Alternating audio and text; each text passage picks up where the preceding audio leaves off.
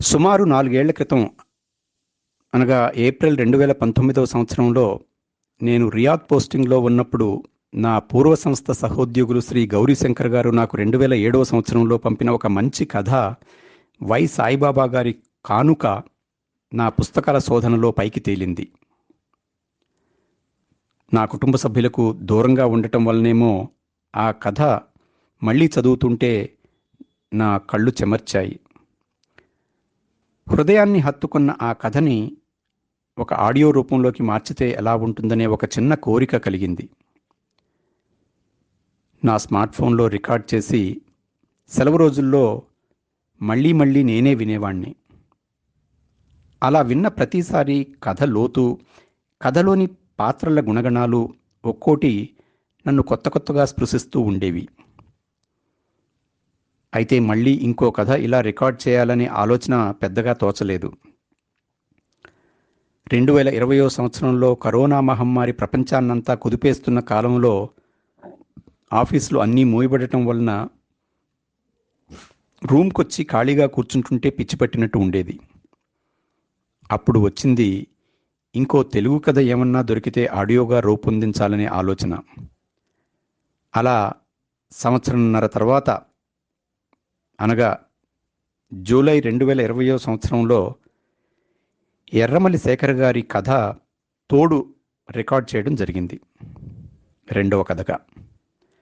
పిమ్మట August 2020లో corona నుండి బయటపడటానికి సౌదీ అరేబియా నుండి స్వదేశం తిరిగి రావటం, వచ్చిన తర్వాత ఆదివారాల్లో ఏదో ఒక వ్యాపకం పెంపొందించుకోవాలి అనుకున్నప్పుడు నా కథాపఠన కార్యక్రమం గుర్తుకు వచ్చి వీలు దొరికినప్పుడల్లా ఏదో ఒక మంచి కథ ఎన్నుకుని చదవటం, దాన్ని ఆడియో రూపంలోకి మార్చటం పరిపాటిగా మారింది. చదివిన కథలు నా బాల్య స్నేహితులకు నచ్చడంతో కుటుంబ సభ్యులకు కూడా అందజేయాలనే ఆతృత కలిగింది. కథలు శ్రద్ధగా వినే అలవాటున్న మా చిన్నన్నయ్య తను వినటమే కాకుండా తనకు తెలిసిన ఇంకో 10 మందికి ఫార్వర్డ్ చేస్తూ, మా తమ్ముడు చదివాడు వినండి అని నాకు తెలియని ప్రోపగాండాని తను చేసి నా కథాపఠనాన్ని ఆపనీయకుండా చేశాడు. అలాంటి అన్నయ్యకు నేను తమ్ముడినవటం నా అదృష్టం, మహాభాగ్యం. ఈరోజు నేను ఈ కథాపఠన కార్యక్రమంలో 100వ కథ వరకు చేరుకోగలిగాను అంటే అంతటి అన్నయ్య ఉండబట్టి, అన్నయ్య లాంటి శ్రోతలు ఉండబట్టిను. ఈ ప్రయాణంలో నాకు ఎంతో మంచి మంచి రచయిత్రులు పరిచయమయ్యారు. ముఖ్యంగా పేర్కొనదగిన వారు శ్రీ సిఎన్ చంద్రశేఖర్ గారు, శ్రీ విజయారావు గారు, శ్రీ నరెద్దుల రాజారెడ్డి గారు, శ్రీమతి ఎండపల్లి భారతి గారు, శ్రీ వాడపల్లి చంద్రశేఖర వర్మ గారు, డాక్టర్ జడా సుబ్బారావు గారు, శ్రీ ఉదయ్ ఆరుమిల్లి గారు, శ్రీ ప్రసాదమూర్తి గారు, ఇలా అనేక రచయిత్రులు నే చదివిన కథలు విని బాగున్నాయని ప్రోత్సహిస్తూ వారి మరికొన్ని రచనలు నాకు పంపటం, నేను తలపెట్టిన కార్యక్రమం నిరాటంకంగా కొనసాగాలని మనస్ఫూర్తిగా అభిలషించటం, నా వెన్నుతట్టి ముందుకు నడపటం నాకు ఆనందదాయకమైన విషయం. నేడు నేను చదవబోయే 100వ కథకు ఒక ప్రత్యేకత ఉంది. ఈ కథ ఒక ప్రముఖ మాసపత్రిక వారు ప్రచురణకు ఆమోదయోగ్యమైన కథగా ఎంచి ప్రచురించాలనే లోపు ఆ యాజమాన్యం వారు పత్రికను నిలిపివేయటం, కథ ప్రచురణ కాలేకపోవటం గమనిస్తే దాన్ని నేను మీకందరికీ చదివి వినిపించడం కోసమే అలా అయి ఉంటుందేమో అనిపిస్తుంది. అలాగే నేటి కథా రచయిత అయిన శ్రీ వాడపల్లి చంద్రశేఖర వర్మ గారు తమ కథను పంపి తమరు చదివి అభిప్రాయం తెలుపమన్నప్పుడు తెలియచేస్తూ ఆడియోగా చేయవచ్చా అని వారి అంగీకారాన్ని కోరటం, వెంటనే వారు దానికి సమ్మతించిన వెంటనే దాన్నే నా 100వ ఆడియో కథగా ఎంచుకోవాలనే కోరిక కలగటం నాకు సంతోషకరమైన విషయం. రచయిత శ్రీ వాడపల్లి చంద్రశేఖర వర్మ గారి గురించి 4 మాటలు చెప్పాలి. 40 ఏళ్ళు ఇండియన్ నేవీలో ఉండి అక్కడ రిటైర్ అయిన తర్వాత ఖాళీగా ఉండటం ఇష్టం లేక గత 10 ఏళ్లుగా డ్రెడ్జింగ్ ఫీల్డ్లో చీఫ్ ఇంజనీర్గా వృత్తిని కొనసాగిస్తున్నారు. ఒంటిపై ఓవరాల్ వేసుకుని మార్చి 2023కి 50 సంవత్సరాలు నిండాయి. శ్రమైక జీవితం వారి జీవన శైలి. కమ్యూనిస్టు సంపూర్ణ అవగాహన, అభిమానం మెండుగా ఉన్న మహనీయులు, ధురంధరులు. వారికి జీవితంలో గల మరో పెద్ద తృప్తి, వారు రష్యా వెళ్ళినప్పుడు కమ్యూనిస్టు మహానాయకుడు, సోవియట్ సారథి అయిన లెనిన్ పార్థివ దేహపు దర్శన భాగ్యం 2 సార్లు లభించడం. విరామ సమయాల్లో కథలు రాయటం వారికి ఇష్టం. వారి కథల్లో సామాజిక న్యాయం అంతర్భాగమై ఉంటుంది.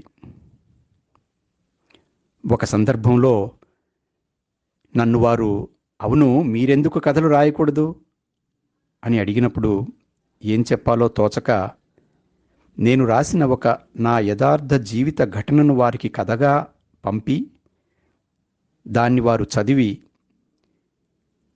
తల్లి మనసు చెప్పే కథ ఇంతకన్నా గొప్పగా రాసేదేముంది అనిపిస్తుంది మీరు రాసింది చదివిన పిదప. చక్కని తీయని తెలుగు పదాలు పొదిగి భావ వ్యక్తీకరణ, వర్ణన కలిగి హృదయంగా రాశారు అని అభినందనలు తెలియపరుస్తూ, కథలు రాయండి, బతకడం కాదు, జీవితం ఎరుకపడుతుంది అంటూ శుభాశీస్సులు పంపారు. నేను ఇంతవరకు చదివిన కథల్లో అతిపెద్ద కథ చంద్రశేఖర వర్మ గారిదే కావటం విశేషం. గంట నిడివిగల వారి వెలది వసంతం కథ విని వారు ఇష్టపడి కథలు వినిపించే తమ అభిలాష అభినందనీయం.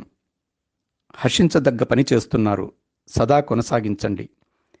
మీ వలన మంచి కథలు ఎప్పుడూ వెలుగులో ఉండి సాహిత్యాభిమానులను అలరిస్తాయి, రచయితలకు ప్రోత్సాహాన్ని ఇచ్చిన వారవుతారు అని ఒక సద్బాధ్యతను నా భుజాలపై మోపిన సత్పురుషులు చంద్రశేఖర వర్మ గారు. ఆ ప్రోత్సాహ ఫలితంలో ఇంకో మెట్టు ఎక్కడమే నేటి కథాపట్టణంలో వారి కథ చేతనైన పని.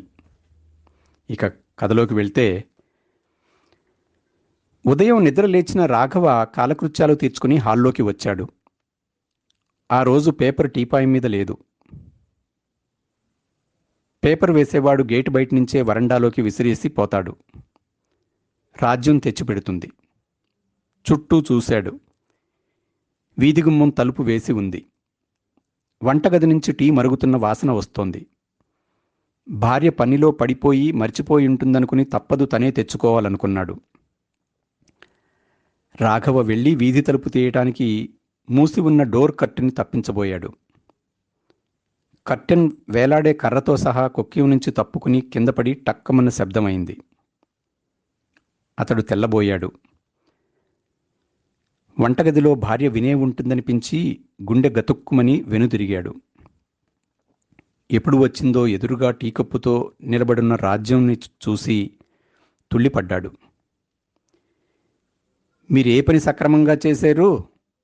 చివరికి డోర్ కర్టెన్ తెరవడం చేతగాదు మీకు, రాజ్యం రుసరుసలాడుతూ అంది. రాఘవ్కి ఏమనాలో పాలుపోలేదు. ఇందులో తన చేతకానితనమేదో అర్థం కాక కర్టెన్ తగిలిద్దామని తీయబోయాడు. చేసిన నిర్వాకం చాలు, ఇంటి పనులు మీకేం చేతనవును?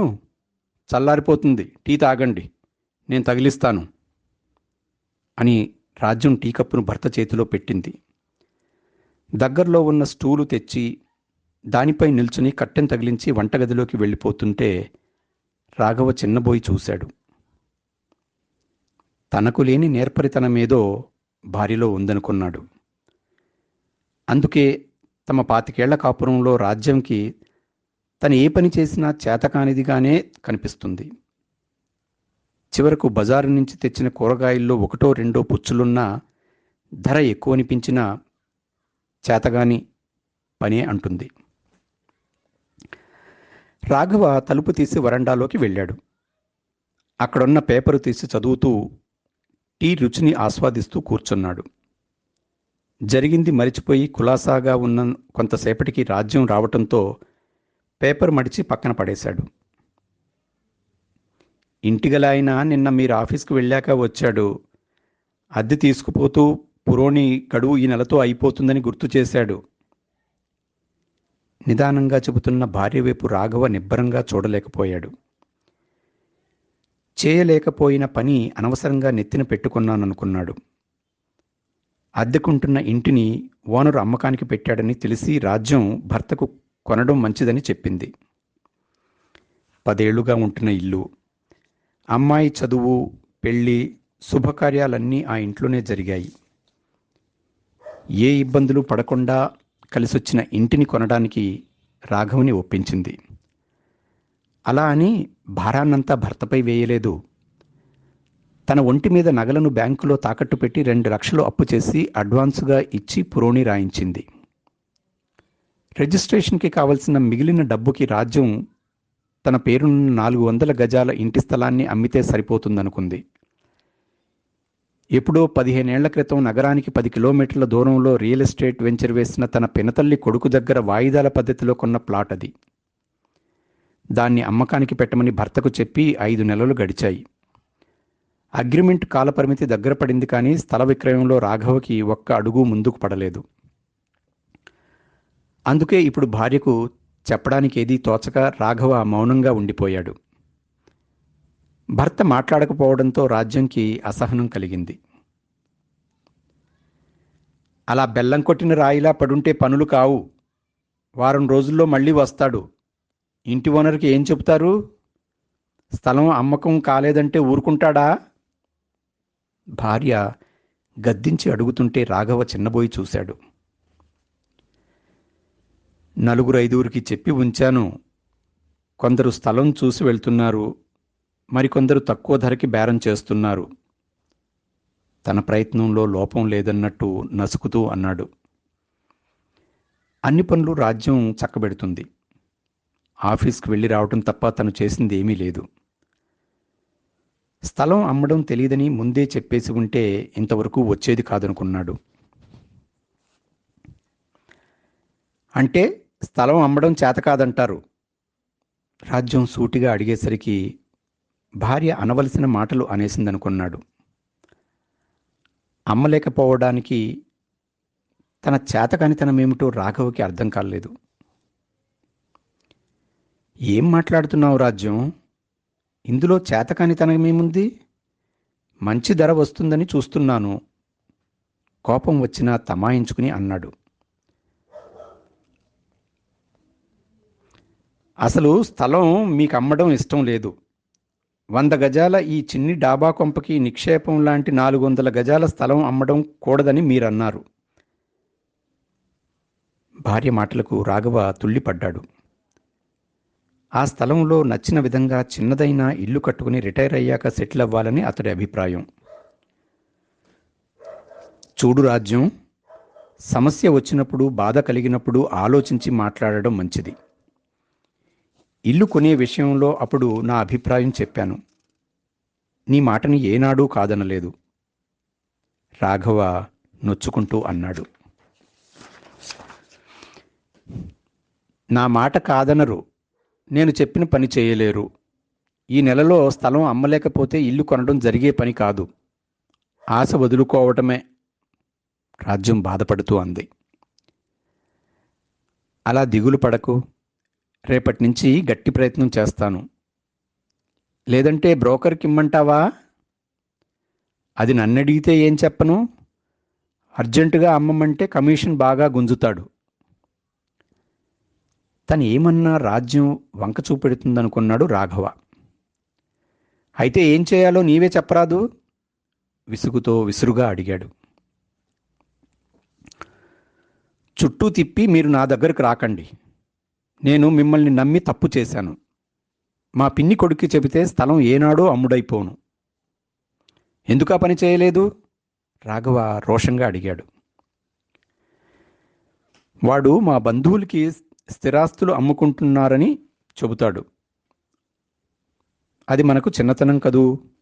మీకు చెబితే చేత కాదని ఇప్పుడు అర్థమైంది అని రాజ్యం ఖాళీ టీకప్పు తీసుకుని ఇంట్లోకి వెళ్ళిపోయింది. నెత్తిమీద పడుతున్న వడగళ్ల వాన వెలిసినట్లు అనిపించింది రాఘవకి. భార్య మనసులో తన పట్ల గల అభిప్రాయం ఈ జన్మకు అర్థం కాదనుకుని నిట్టూర్చాడు.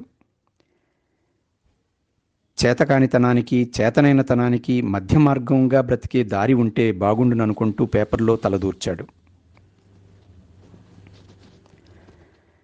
రాఘవ పేపర్ చదువుతున్నాడు, కానీ వార్తల మీద నిలకడలేదు. స్థలం అమ్మకం పెద్ద సమస్యగా గుదిబండలా మనసులో వేలాడుతోంది. ఇల్లు కొనాలని రాజ్యం ఎందుకంత పట్టుదలగా ఉందో అతడికి తెలుసు. బంధువర్గంలో ఎటువైపు చూసినా అందరూ ఇల్లు లేదా పెద్ద బంగ్లాలు కట్టుకున్నారు.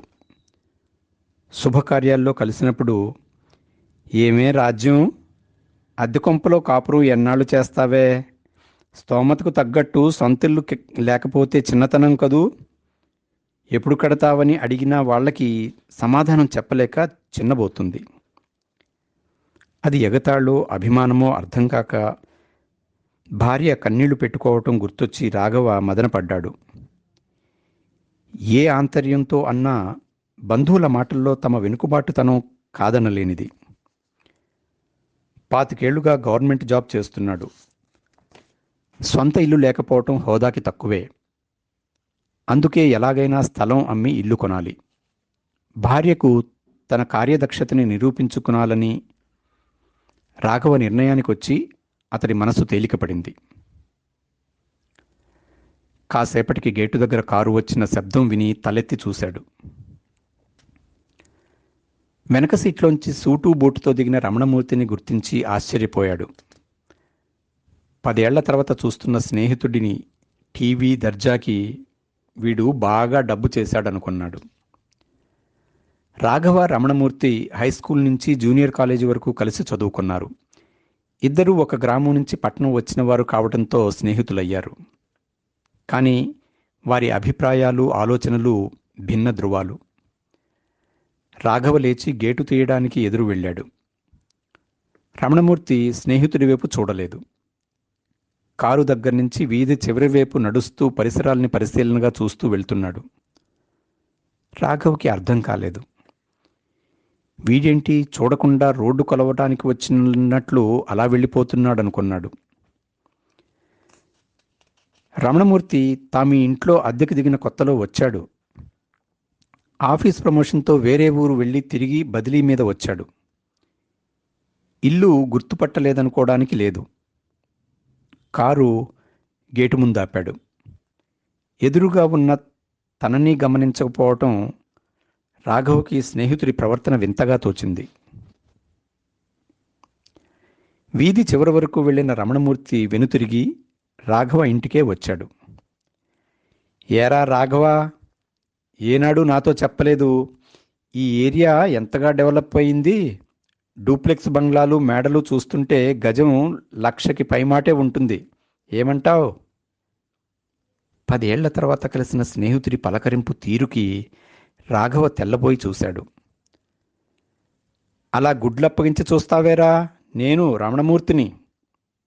రాఘవ భుజం తట్టి అన్నాడతడు.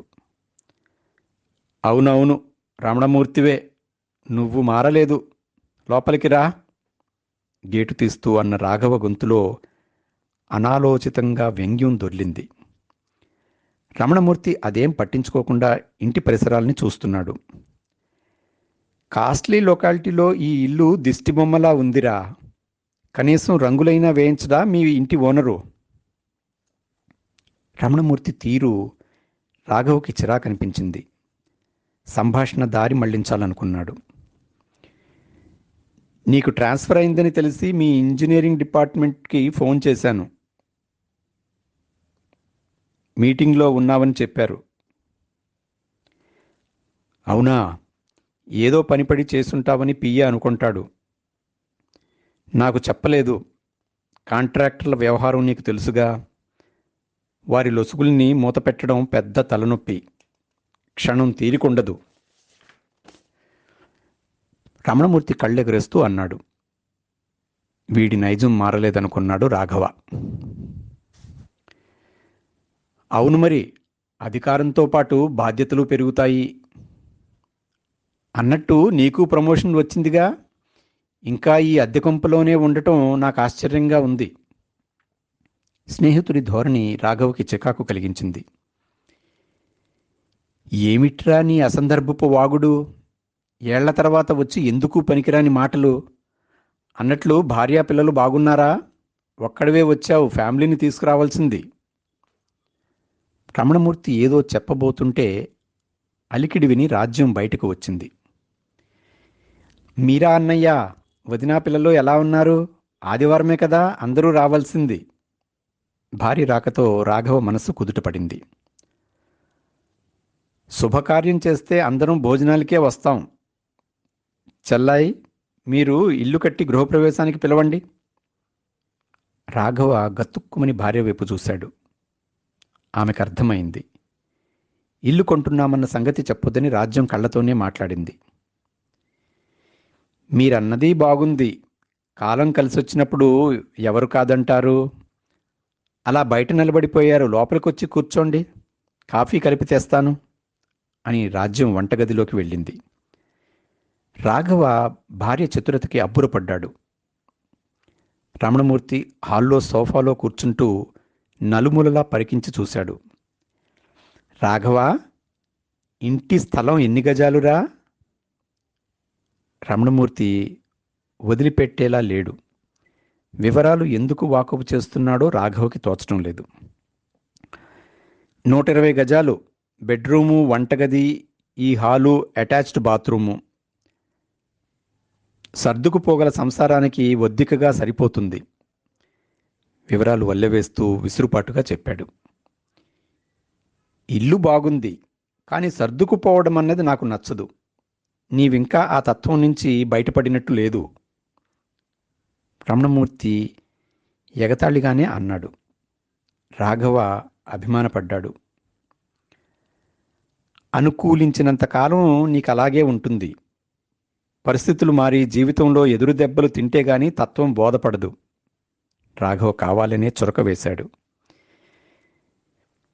పిరికివాడు, చేతకానివాడు వేదాంతం మాట్లాడతాడు. భయం సుఖమయమైన జీవితాన్ని దూరం చేస్తుంది. ట్రెజరీ డిపార్ట్మెంట్లో మంచి పోస్ట్లో ఉన్నావు.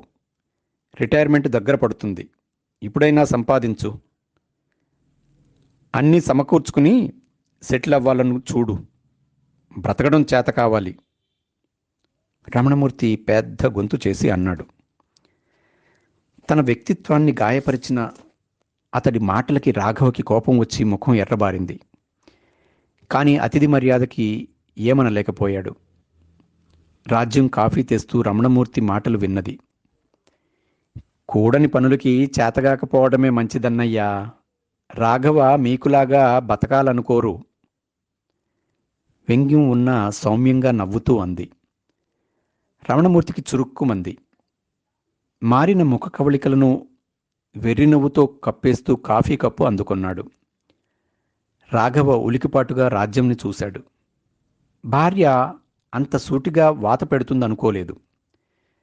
వారి మధ్య వాతావరణం కొంతసేపు ముభావంగా గడిచింది. ఉన్నట్టుండి ఏదో గుర్తొచ్చినట్టు రమణమూర్తి లేచాడు.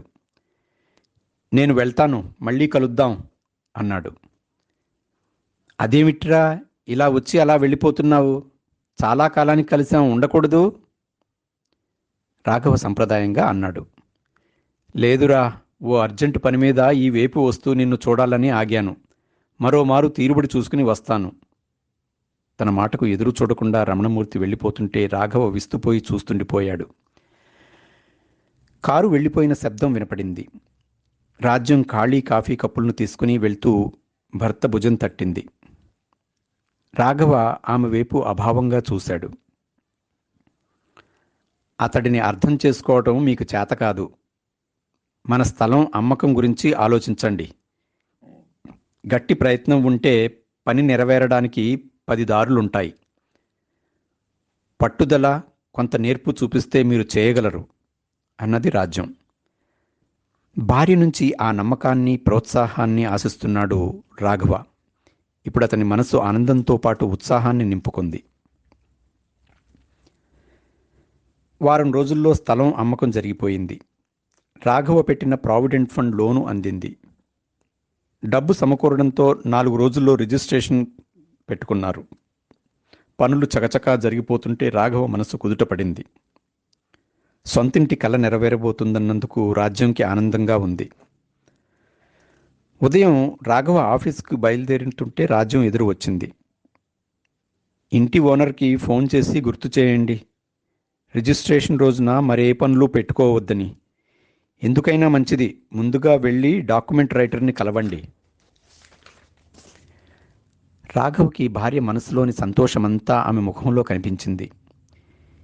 నీవనవసరంగా హైరానా పడకు, అన్నీ సుజావుగా జరుగుతాయి. నేను చెప్పినట్టు డాక్యుమెంటు ఇద్దరి పేరున రాయించండి. రాఘవ ఆలోచన మరోలా ఉంది. లేదు రాజ్యం, నీ పేరు మీదే రాయిస్తున్నాను. ఈరోజు డ్రాఫ్ట్ కాపీ ఇస్తాడు. ఎందుకలా చేశారు? నేను అడిగానా అలా రాయమని? రాజ్యం నొచ్చుకుంటూ అన్నా భర్త అభిమానానికి ఆమె కళ్ళల్లో తడి చేరింది. రాఘవ ఆత్మీయంగా భార్య చేయి పట్టుకున్నాడు. ఇందులో నీది కానిదేముంది రాజ్యం? ప్రతి నెలా జీతం తప్ప నీకిచ్చిందేమీ లేదు. నీ ముందు చూపు చేసిన పొదుపుతో కొన్న స్థలం అమ్మబట్టి ఈ ఇంటిని కొనగలుగుతున్నాం. నీవేనాడు నాకిది కావాలని అడగలేదు. అందుకే ఇల్లు నీ పేరున ఉండటం సముచితం. నాకు తృప్తి. భర్త అభిమానానికి రాజ్యం కళ్ళలోని కన్నీటి పొర తొణికి జారింది. చాలండి మీ పొగడ్తలు. మీ మంచితనం లేకపోతే నేను చేయగలిగింది లేదు అన్నది రాజ్యం. ఇద్దరి మనసులు బరువెక్కాయి. చాన్నాళ్లకు బయటపడిన వారి ఆత్మీయానురాగాలకు సాక్షీభూతంగా ఉన్న చిన్న పాత డాబా ఇల్లు కొత్త అందాలను సంతరించుకున్నట్లు కనిపించింది. రాఘవ సాయంత్రం ఇంటికి వచ్చేసరికి వీధి తలుపు కొద్దిగా తెరిచి ఉంది. ఇంట్లోకి అడుగు పెడుతుండగా భార్య ఏడుస్తున్న శబ్దం విని కంగారు పడుతూ పడగదిలోకి వెళ్ళాడు. రాజ్యం మంచం మీద పడుకుని ఏడుస్తుంది. స్థలం అమ్మిన కొంత సొమ్ము ఇంట్లోనే ఉంది. దొంగతనం ఏమైనా జరిగిందేమోనని రాఘవ గుండె జారిపోయింది. ఎప్పటినుంచి ఏడుస్తుందో రాజ్యం ముఖం వాడిపోయి ఉండటంతో రాఘవ దిగాలు పడి అతడి శరీరం వణికింది. ఏమైంది రాజ్యం? ఎందుకు ఏడుస్తున్నావు? ఆదుర్దాగా వెళ్ళి ఆమె పక్కన కూర్చుని అడిగాడు. భర్తను చూసి రాజ్యం దుఃఖాన్ని తట్టుకోలేక ఏడుపు స్థాయి పెంచుతూ అతడి భుజం మీద వాలిపోయింది. రాఘవ స్థాణువైపోయాడు. భార్య అంతగా బాధపడటం ఎన్నడూ చూడలేదు. విషయం చెప్పక నన్ను కంగారు పెడుతున్నావు. ఏం జరిగిందో చెప్పు. ఉత్కంఠ భరించలేక కొంతసేపటికి తేరుకుని అనునయిస్తూ అడిగాడు.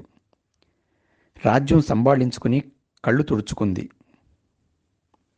ఇంటి ఓనర్ వచ్చాడు. తను ఊరెళ్తున్నాడట.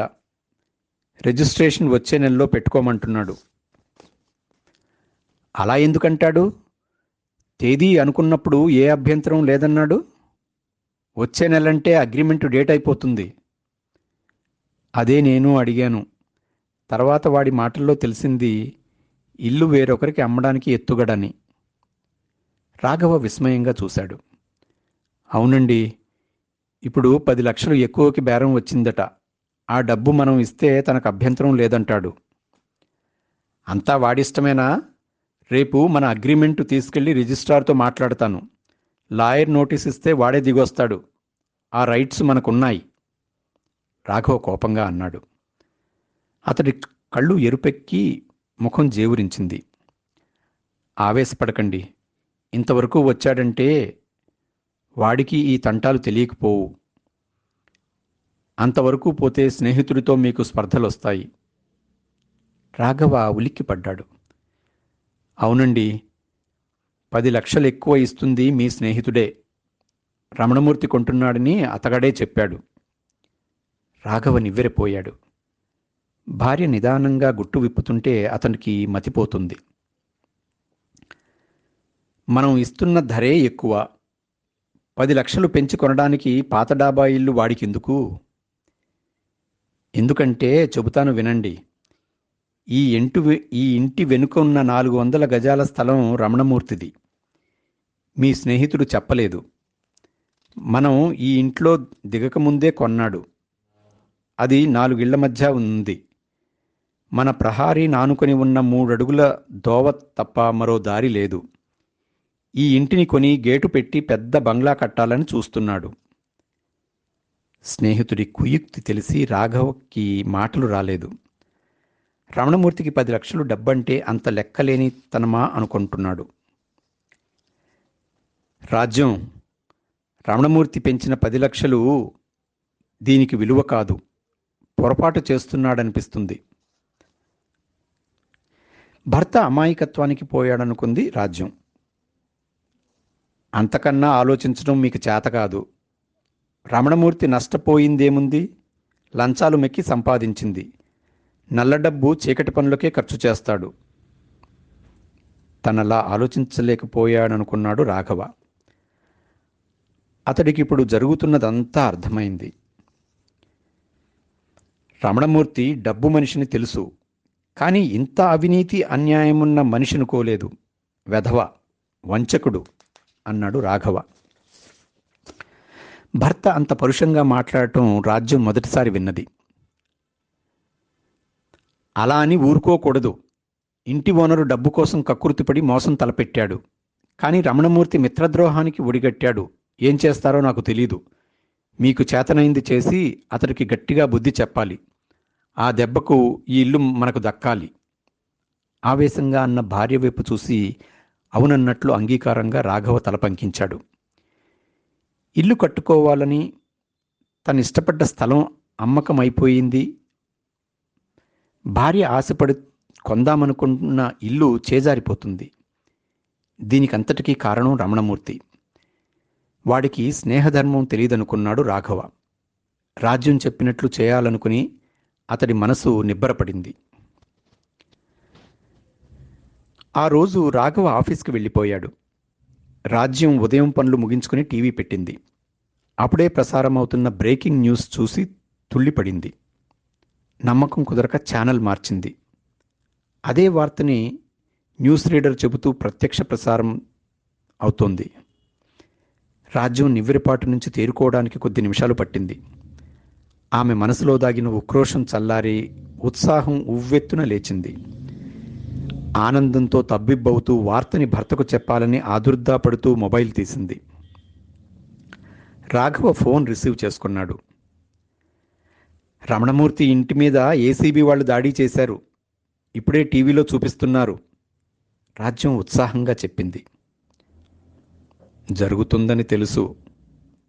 అవతల రాఘవ ఏ ఉత్కంఠ కనపరచకుండా నిదానంగా అన్నాడు. రాజ్యంకి ఆశ్చర్యమనిపించింది. అదేమిటి అంత నిబ్బరంగా మాట్లాడుతున్నారు? ₹1 కోటి నల్లడబ్బు దొరికింది. స్వాధీనం చేసుకుని అతన్ని అరెస్ట్ చేశారు. అవినీతి నిరోధక శాఖ పనే అది. ఎవరు ఫిర్యాదు చేసినా వదిలిపెట్టరు. భర్త మాటలో ఏ ఉత్సుకత లేకపోవటంతో రాజ్యం అయోమయపడింది. ఎవరి వల్ల అయితేనే రమణమూర్తికి తగిన శాస్తి జరిగింది అక్కసుగా అన్న ఆమె మాటను అవతల రాఘవ చిన్నగా నవ్వుకున్నాడు. ఎవరో ఎందుకు? నీవే కదా చేతనైన పని చేయమని నాకు చెప్పేవు. భర్త మాటలకు రాజ్యం ఉలిక్కిపడింది. రమణమూర్తి అరెస్టు వెనుక జరిగింది రాజ్యంకి అవగతమైంది. ఆమె మనసులోని ఆక్రోశం తీరింది. ఫోన్ పెట్టేశాక భర్త గురించి తనలో తృప్తిగా అనుకున్న మాట, రాఘవ చేతనైన పని చేశాడు. అదండి వాడపల్లి చంద్రశేఖర వర్మ గారి కథ చేతనైన పని.